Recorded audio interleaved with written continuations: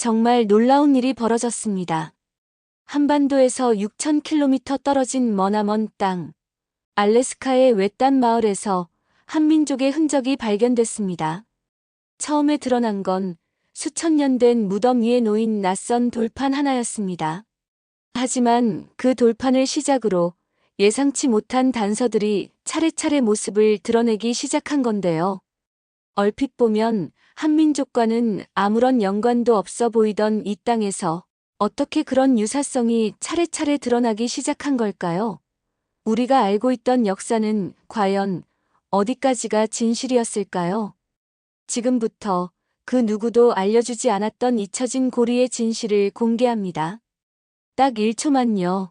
구독과 좋아요 꼭 눌러주시면 영상 제작에 큰 힘이 됩니다. 안녕하세요. 저는 앨릭스 헌터입니다.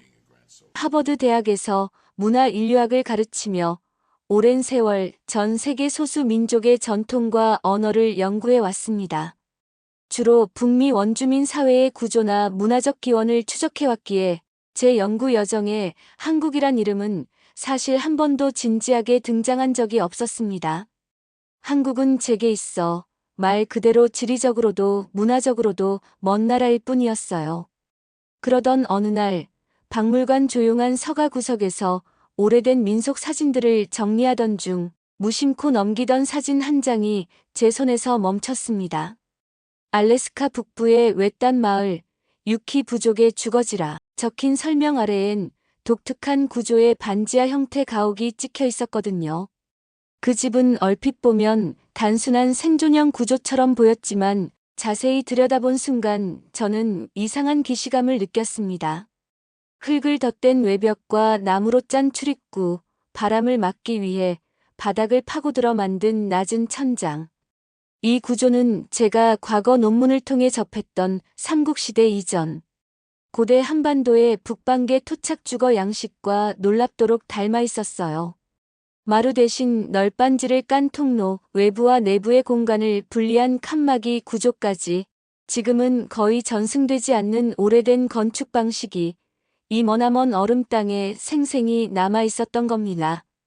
분명히 다른 시대, 다른 대륙인데 누가 봐도 무언가 연결돼 있다는 느낌을 주는 장면이었죠. 그 집의 구조가 제 머릿속 깊은 곳을 자극했습니다. 그날 이후 유키 부족의 독특한 가옥 사진이 머릿속에서 떠나질 않았어요. 아무리 합리적으로 설명하려 해도 그 반지하 가옥의 구조가 제 마음속 어딘가를 계속 두드리고 있었습니다. 마치 오래전 기억처럼 반복해서 떠오르던 그 반지하 가옥의 구조는 제게 단순한 기시감 이상의 무언가를 남겼던 거죠. 더는 외면할 수 없었습니다. 저는 곧바로 비행기를 예약했고 며칠 뒤 서울에 도착했습니다. 목적은 단 하나, 그 구조와 유사한 흔적을 한국 어디선가 직접 확인해보는 것이었습니다. 서울에 도착한 저는 먼저 국민민속박물관과 서울대학교 인류학 자료실을 찾아갔어요. 현지 연구자들과의 첫 대화는 의외로 따뜻했고 제 의문에 흥미를 느낀 한 연구원이 조용히 한 자료를 건넸습니다. 그 자료에는 강원도 산악지대 유적 발굴 기록이라 적혀 있었고 안쪽에는 거칠게 채색된 오래된 돌판의 사진이 실려 있었습니다. 사진 속 돌판은 얼핏 보면 단순한 무늬 같았지만 저는 한눈에 알아볼 수 있었어요. 수년 전 알래스카 유키 마을 근처 고분 위에 놓여있던 그 돌판과 거의 동일한 문양이었죠. 이건 우연이 아닐 거라는 직감이 머릿속을 내리쳤습니다. 제 연구는 단순한 관심을 넘어서고 있었어요. 저는 곧바로 현장 확인을 요청했고 그 돌판이 실제로 보관되어 있는 자료실로 향했습니다. 그리고 마침내 두 손으로 그 차가운 돌의 표면을 만져보는 순간 마치 시간의 틈 사이로 손을 뻗은 듯한 전율이 온몸을 훑고 지나갔습니다. 이건 분명 누군가가 남긴 신호일 거라 생각했어요. 그들이 누구였는지, 왜 이런 유산을 남겼는지는 알 수 없지만 한 가지는 확신할 수 있었어요. 이건 지금까지 알려진 역사로는 설명되지 않는 이야기라는 것을요. 저는 이 미스터리의 중심으로 점점 더 깊숙이 발을 들이고 있었습니다. 돌판을 바라보며 자리에서 일어났을 때 문득 머릿속에 떠오른 장면이 하나 있었습니다. 알래스카의 눈 덮인 평원에서 유키 부족의 한 노인이 조용히 들려주던 오래된 전설이었죠. 하늘이 닿는 바다 건너 먼 데서 낯선 옷을 입은 이들이 배를 타고 왔대요. 그 사람들은 별을 읽고 조상을 기리는 방법을 알려줬다지요. 그때는 그냥 예스러운 이야기인 줄 알았는데 지금 생각해보니 그 말이 그냥 흘려들을 얘기가 아니었더라고요. 돌판을 본 그 순간부터 그 전설이 머릿속에서 떠나질 않았습니다. 며칠 뒤 서울의 고서 보관실에서 한 연구원의 안내로 오래된 문헌을 열람하게 됐습니다. 그 안에는 고대 제례 문화와 관련된 신화적 기록이 있었는데요. 하늘에서 온 신의 후손이 동방의 땅에 머물며 사람들에게 제사를 가르쳤다는 식의 내용이 담겨 있었습니다.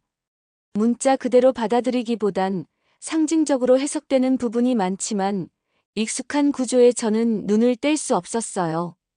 또한 어떤 전승에는 호는 물길을 따라 하늘의 고향으로 돌아간다는 비슷한 신앙이 기록돼 있었는데 이는 한국의 무속이나 동아시아 샤머니즘에서도 종종 등장하는 개념입니다. 전설 속 이야기라고만 여겼던 알래스카 유키 부족의 구전과 이 고문원의 내용이 맞닿아 있다는 사실은 제게 강한 충격으로 다가왔습니다. 놀라운 건 이 구절들이 알래스카 유키 부족이 전해 내려오던 이야기와 거의 구조가 같다는 사실입니다. 저는 곧장 당시 채록된 설화 자료를 다시 찾아 비교해 보았고 전승 방식이나 내용, 상징까지 너무도 닮아 있었습니다. 이는 단순한 문화 교류로 설명될 수 없는 부분이었어요. 저는 이게 바로 우리가 역사 속에서 미처 밝혀내지 못한 민족의 이동과 전파의 흔적이 아닐까 생각했습니다. 수천 년 전 혹한의 북방을 건너 대륙 끝까지 이어진 어떤 흐름이 지금 이 알래스카에 남겨진 것일지도 모른다는 생각이 들었거든요. 그래서 저는 결심했습니다.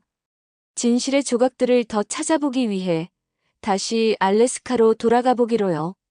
이젠 그곳에 남겨진 흔적들을 제 눈으로 직접 확인할 차례였습니다. 알래스카에 다시 도착한 건 서울을 떠난 지 일주일이 채 되지 않았을 때였습니다. 북부 툰드라 지역의 조그만 마을로 향하는 헬리콥터 안에서 저는 창밖의 하얀 설원을 가만히 바라보며 마음을 다잡았습니다. 이젠 단순한 학문적 관심을 넘어선 일이 되어 있었거든요. 저는 이 땅 어딘가에 오래전 바다를 건너온 이들의 흔적이 남아있으리라 믿었습니다. 도착하자마자 저는 마을 원로를 찾아갔습니다. 그분은 예전에 저에게 전설을 들려줬던 바로 그 노인이었죠. 놀랍게도 제 얼굴을 기억하고 계셨습니다. 다시 올 줄 알았어요. 당신 눈엔 그걸 보고도 그냥 지나칠 사람 같지 않더라고. 그 말에 저는 가슴이 먹먹해졌습니다. 그날 저녁 우리는 모닥불 앞에 둘러앉아 다시 이야기를 나누게 되었습니다. 그런데 대화 도중 한 마을 청년이 숨을 헐떡이며 달려와 말을 전했습니다. 북쪽 절벽 인근이 갑자기 무너졌고 오래전 봉인된 것으로 추정되는 작은 동굴 입구가 모습을 드러냈다는 소식이었어요. 원로의 표정이 순식간에 굳어졌고 마을 사람들 사이엔 조용한 술렁임이 일었습니다. 그곳은 훼손되어선 안 되는 곳이요. 조상들의 숨결이 잠들어 있는 자리니까. 그는 낮게 속삭였죠. 하지만 저는 멈출 수 없었습니다. 다음 날 원로의 허락을 받아 현장으로 향했습니다. 무너진 절벽 아래 얼음과 바위 틈 사이에 틈처럼 벌어진 입구가 보였고 그 안에는 낡은 돌계단이 어둠 속으로 이어져 있었습니다. 플래시를 켜고 조심스레 안으로 들어갔습니다. 동굴 안은 싸늘했고 바닥엔 깨진 토기 조각들과 돌판 몇 개가 흩어져 있었어요. 그리고 그중 하나 손바닥만 한 판에 새겨진 문양 하나가 제 심장을 쥐어뜯듯 울렸습니다. 한반도 고대 벽화에서도 무속 의례의 상징물에서도 본 적 있던 그 도형. 분명 한국인의 기원을 설명하는 유산이 여기에 있었던 겁니다. 심장이 터질 듯 뛰었어요. 이것은 단서가 아니라 선언이었습니다. 우리가 여기 있었다는 시간이 멈춘 듯한 그 동굴 한가운데서 저는 단 하나의 사실을 확신하게 됐습니다. 이 여정은 단순한 역사 복원이 아닌 숨겨진 진실을 세상에 꺼내는 일이라는 걸요. 동굴에서 발견된 문양을 사진으로 남긴 저는 곧장 인근 박물관 소속의 고고학자들에게 연락을 취했습니다.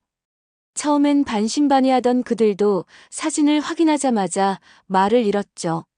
이건 한반도 남부의 청동기 시대 유적에서 나온 문양과 너무도 흡사합니다.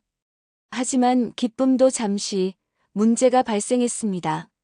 사진이 온라인 데이터베이스에 공유되면서 일부 학자들 사이에서 반박이 쏟아졌습니다. 과잉 해석이다. 단순한 기하학적 패턴의 우연일 뿐이다. 가장 강력하게 반발한 인물은 바로 중국 국영연구소의 왕지엔 박사였습니다. 그는 동북 공정의 핵심 이론가로 알려져 있었고 공개 석상에서 저를 정면으로 비판했습니다.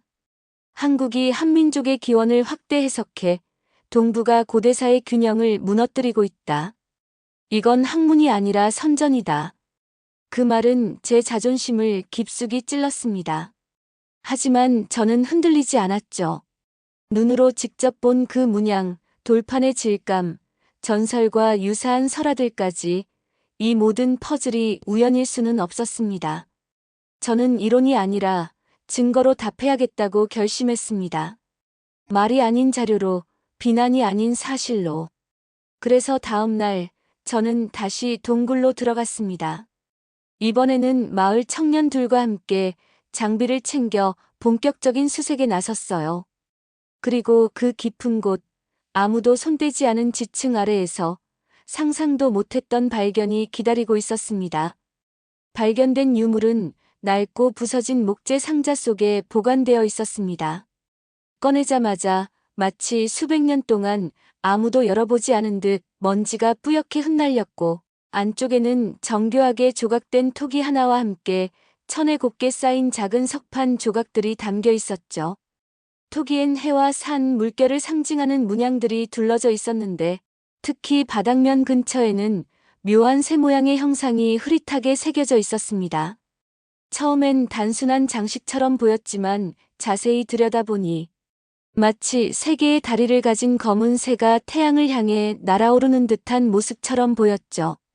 정확히 말하긴 어렵지만 어쩐지 삼조고를 연상케 하는 도형이었습니다. 물론 현대에 알려진 그것과는 다르게 거칠고 덜 정제된 형태였기에 확신할 수는 없었지만 그 모양이 이곳에 있다는 사실 자체가 소름 돋는 일이었어요. 그 옆에는 손바닥 크기의 널쩍한 돌판 하나가 놓여 있었는데 표면에는 오랜 세월 바람과 흙에 다른 듯한 색임이 희미하게 남아 있었습니다. 그중 한 줄은 여전히 읽을 수 있었죠. 우리는 바다를 건넜고 하늘의 별을 따라 이곳에 닿았다. 숨을 삼킨 저는 자리에서 한참을 움직이지 못했습니다. 이건 상상 이상의 기록이었습니다. 누군가가 이 돌에다 집단의 이주와 신앙, 기억을 정리해 새긴 것 같았거든요. 단순한 낙서가 아니라 문명의 선언처럼 느껴졌습니다. 그 순간 머릿속에서 무언가가 철컥 맞물리는 소리가 들리는 듯 했습니다. 지금까지의 모든 단서들이 이 한 줄을 위해 존재했던 것만 같았거든요. 누군가가 이 기록을 후대에 전하기 위해 고의로 숨기고 봉인했던 것이 아닐까요? 숨막히는 침묵 속에서 저는 결심했습니다. 이 유물을 세상에 공개하겠다고요. 그리고 그날 밤 누군가가 제 숙소 앞에 남긴 의문의 쪽지를 보기 전까지는 그게 어떤 파장을 불러올지 전혀 몰랐습니다. 쪽지를 받아든 순간 저는 얼굴이 굳어졌습니다. 누군가가 제 숙소 앞에 단 3마디만 적힌 종이 조각을 남긴 겁니다. 돌은 내버려둬. 익명의 경고였죠. 저는 순간 소름이 돋았습니다. 이건 단순한 학문적 논쟁을 넘어선 누군가의 의도가 개입된 일이라는 걸 직감했죠. 그런데 그때였습니다. 숙소 창밖에서 인기척이 느껴졌고 커튼을 젖히자 낯선 남자가 순식간에 시야에서 사라졌습니다. 저는 심장이 덜컥 내려앉았고 불을 끈 채 숨을 죽였습니다. 누군가 정말로 이 이야기를 막으려는 자가 가까이 있다는 느낌이 들었어요. 아침이 밝자마자 저는 마을 주민들과 접촉을 시도했습니다. 혹시 누가 수상한 낌새를 느꼈는지, 외부인이 출입했는지 물었지만 모두 입을 다물었죠. 심지어 동굴을 안내해줬던 청년들조차 눈을 피하더군요. 이상했습니다. 분명 뭔가 알고 있다는 느낌이 들었거든요. 며칠이 지나자 이상한 일들이 연달아 벌어지기 시작했습니다. 동굴 출입이 갑자기 제한됐고 박물관으로 보내기로 했던 유물도 행정지연이라는 이유로 발송이 취소됐습니다. 도무지 납득할 수 없는 일이었죠. 제 연구 기록이 저장된 노트북은 알 수 없는 오류로 하룻밤 사이에 초기화되어 있었고 촬영해 두었던 유물 사진 몇 장도 파일이 손상돼 열 수가 없었습니다. 게다가 마을 숙소 앞에 세워뒀던 제 차량의 타이어마저 누군가 고의로 찢어놓은 듯한 흔적이 있었어요. 그리고 그날 밤 또 다른 쪽지가 방문 아래로 들어왔습니다. 진실은 오래전 묻혔고 그 이유를 묻지 마라. 내가 감당할 수 없다. 저는 두려움보다 더 강한 감정이 올라왔습니다. 바로 분노였어요. 감추려는 자가 있다는 건 반대로 드러나면 위험해질 정도의 진실이라는 뜻 아닐까요? 저는 그 순간부터 확신하게 됐습니다. 이 이야기를 끝까지 밝혀내야겠다고요. 이제 이 싸움은 단순한 고고학이 아니라 누군가가 목숨 걸고 감춰온 국가적 금기에 대한 도전이었습니다. 이건 그냥 논문으로 끝날 일이 아니었습니다. 다음 날 아침 저는 더 이상 기다릴 수 없었어요. 압박이 가시지 않은 상태에서 남몰래 촬영해둔 백업 자료와 현장에서 수집한 메모를 가지고 서울로 향하는 항공편에 몸을 실었습니다. 하지만 기내에서조차 마음이 편하지 않았습니다. 누군가가 제 뒤를 밟고 있다는 느낌은 여전히 지워지지 않았거든요. 공항 도착 직후 저는 연구소로 향하지 않고 곧장 신뢰할 수 있는 고고학계 동료에게 도움을 요청했습니다. 그는 전 세계 유물 추적 데이터를 수집하는 민간 네트워크를 운영하고 있었는데 제가 가져온 문양과 유사한 사례가 혹시 해외에 있는지 조사해달라고 부탁했죠. 며칠 후 뜻밖의 연락이 왔습니다. 이 문양과 유사한 조각이 수십 년 전 몽골 서부의 고분에서 발견됐고 당시엔 출처불명의 장식으로 분류된 채 박물관 수장고에 묻혀 있었다는 소식이었습니다. 그리고 더 충격적인 사실은 그 유물을 촬영해간 인물 중 한 명이 바로 왕지엔 박사였다는 겁니다. 심장이 쿵 내려앉았어요. 이건 우연이 아니었습니다. 이미 오래전부터 이 유물의 존재를 알고 있었던 세력이 있었던 거죠. 갑작스럽게 퍼즐이 맞춰지기 시작했습니다. 동굴에서 본 문양, 돌판에 새겨진 기록, 삼쪽오를 닮은 기호, 그리고 묘하게 일치하는 박물관 유물. 저는 그제서야 깨달았습니다. 누군가는 이 흔적들을 수십 년 전부터 수집하고 동시에 숨겨왔다는 걸요. 이건 단순한 발견이 아닌 숨겨진 역사에 대한 조직적인 봉쇄였던 겁니다. 그리고 그 진실의 끝엔 반드시 누군가가 두려워하는 결정적 연결이 있을 것이라는 확신이 들었어요. 며칠 후 저는 한국고고학회의 비공개 세미나에 참석했습니다. 이 자리는 한국 내 최고 국책연구소, 역사문화재단, 안보기관 자문위원까지 참여한 극비 회의였어요. 회의장엔 뜻을 같이 하는 학자들이 많았고 이 연구는 처음으로 공식적 지지를 얻는 듯 보였습니다. 세미나가 깊어지고 분위기가 무르익을 무렵 화면이 갑자기 꺼지면서 보안 시스템 오류 경고음이 울리기 시작했습니다. 단순한 기기 문제로 보기엔 이상하게도 모두가 동시에 정적에 빠졌죠.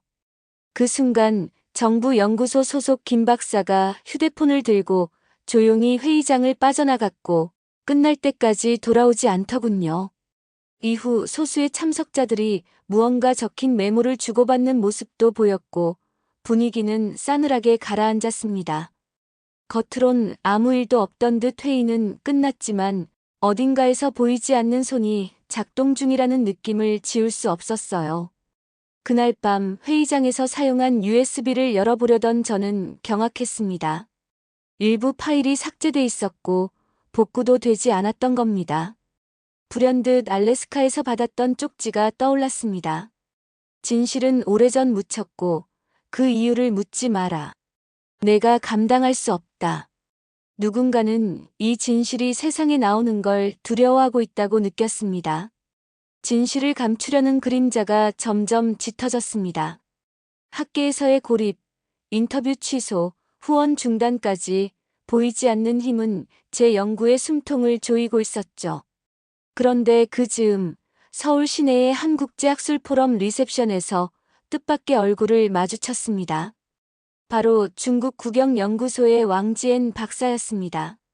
언론과 학계 앞에선 늘 냉정하고 학술적 태도를 유지하던 그였지만 이날의 그는 분명 다른 분위기를 풍기고 있었습니다. 그는 조용히 다가와 손을 내밀며 말했습니다. 교수님, 오랜만입니다.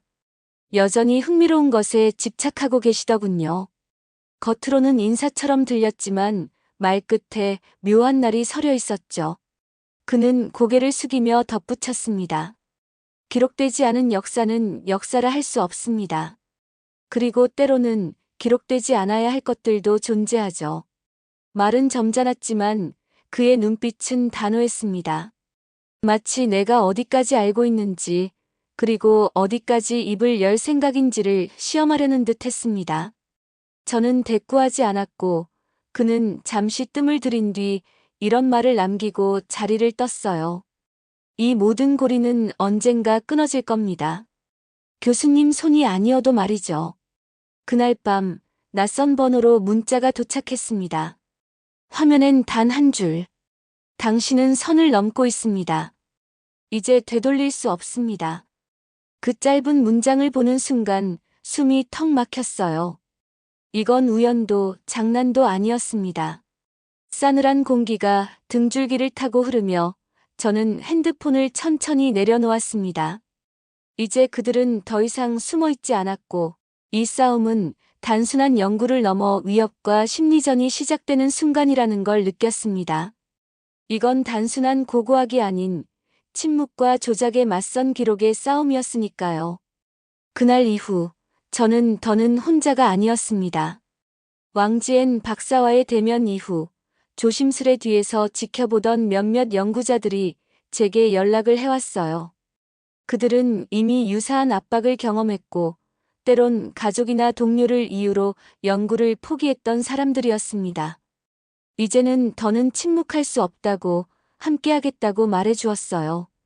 우리는 뜻을 모아 국제학술 컨퍼런스를 준비하기 시작했습니다. 단지 논문을 발표하기 위한 자리가 아니라 감춰졌던 역사를 전 세계에 알리기 위한 장이었죠. 저는 제 발표 마지막 슬라이드에 그 돌판의 문양을 띄웠습니다. 그리고 이렇게 말했죠. 기록되지 않은 고리는 잊힌 것이 아니라 지워진 것입니다. 오늘 우리는 그 고리를 다시 연결하고자 이 자리에 섰습니다. 순간 회의장 안은 숨죽인 정적에 휩싸였고 이어 박수가 하나둘씩 터져 나왔어요. 그런데 그 발표 이후 놀라운 일이 벌어졌습니다. 대한민국 국립고고학연구원이 추가 분석을 진행한 결과 알래스카에서 발견된 유물의 석재 성분과 조각 기법이 한반도 남부 청동기 유적에서 출토된 유물과 90% 이상 유사하다는 사실이 공식 발표되었죠. 게다가 유키족 마을의 전통 노래 음계 구조가 한국의 서도 민요와 유사하다는 비교, 음향 분석 자료까지 공개되며 학계는 충격에 휩싸였습니다. 이제는 단순한 이론이 아니라 유물 유전자 문화 언어에 걸친 전방위적 증거가 쏟아지기 시작한 겁니다. 왕지엔 박사는 결국 학계에서의 입지를 잃었고 국제학술지는 공동 성명으로 한국, 알래스카 연결 연구를 이 세기의 가장 용기 있는 문명 고리 회복이라 명명했습니다. 그 순간 저는 느꼈습니다. 역사는 결코 지워지지 않는다는 것. 그리고 한민족의 뿌리는 생각보다 훨씬 더 깊고 넓게 뻗어 있었다는 사실을요. 지금 이 순간에도 알래스카의 찬바람은 쉼없이 불고 있을 겁니다. 그곳의 작은 마을 어귀, 나무와 흙으로 지어진 반지하 오두막 안에선 누군가가 조용히 옛 전설을 아이에게 들려주고 있을지도 모릅니다. 해가 뜨는 방향을 향해 세운 무덤, 바람을 막기 위한 처마의 곡선, 그리고 이름 모를 노래의 리듬 속엔 우리가 잃어버린 고대의 기억이 여전히 살아 숨쉬고 있는지도 모르겠습니다. 돌이켜보면 저는 단지 작은 실마리 하나에서 이 여정을 시작했습니다. 낯선 문화, 이해할 수 없던 상징들, 그리고 우연처럼 맞닿은 유사성들. 하지만 그 끝에서 마주한 건 단순한 고고학적 발견이 아닌 문명을 가로지르는 놀라운 연결고리였습니다. 저는 이 과정에서 배웠습니다. 학문과 진실, 그리고 용기가 만났을 때 어떤 벽도 넘을 수 있다는 것을요. 이제 그 고리는 더 이상 잊혀진 것이 아닙니다. 밝혀졌고 기록됐으며 다시 기억되기 시작했습니다. 한국이라는 이름은 이제 저에게 단순한 국가명이 아니라 인류 문명의 뿌리를 다시 바라보게 해준 이름이 되었습니다. 저는 그 연결의 첫 장을 밝혔을 뿐입니다. 앞으로의 장은 더 많은 이들이 함께 써내려가게 되길 바랍니다. 오늘 이야기는 여기까지입니다. 6,000km를 건너 이어진 고대의 고리는 단순한 우연이나 상상이 아닌 역사적 사실로 다가오고 있습니다. 한민족의 흔적은 바다를 넘고 대륙을 건너 그 누구도 상상하지 못했던 곳에까지 닿아 있었습니다. 이제 그 잊혀졌던 고리는 다시 이어지고 있으며 그 고리를 따라가다 보면 우리는 우리 자신에 대해 더 많은 진실을 마주하게 될지도 모르겠습니다. 구독과 좋아요로 응원 부탁드리면서 오늘 이야기 마치겠습니다. 끝까지 함께 해주셔서 감사합니다.